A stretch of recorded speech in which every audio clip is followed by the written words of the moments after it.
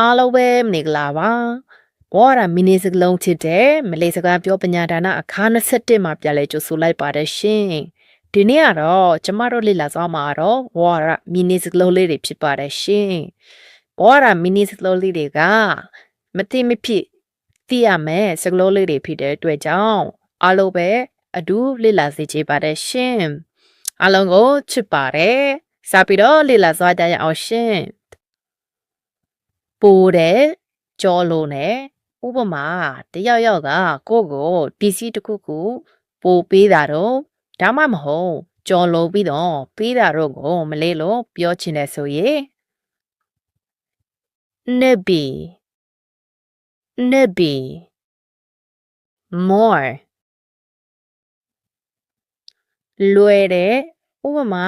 ဒီဟာကမခက်ပါဘူးလွယ်ပါတယ်လို့မလေးလို့ပြောချင်တယ်ဆိုရင်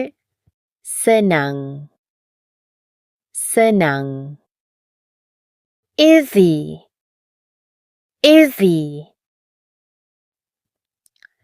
အသစ်ခုပဲဥပမာကိုက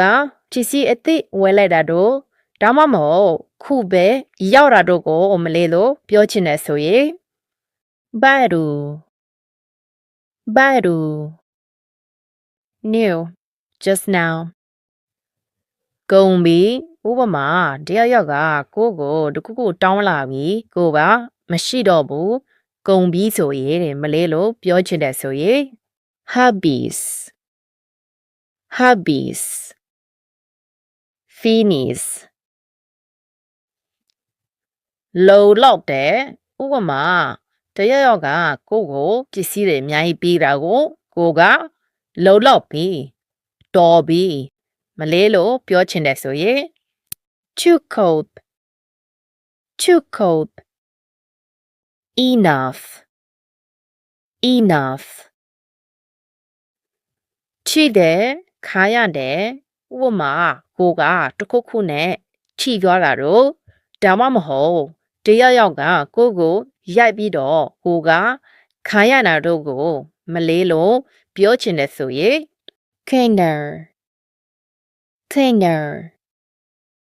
hit အနားယူတယ်အနားယူပါမလေးလို့ပြောချင်တယ်ဆိုရင် rehat rest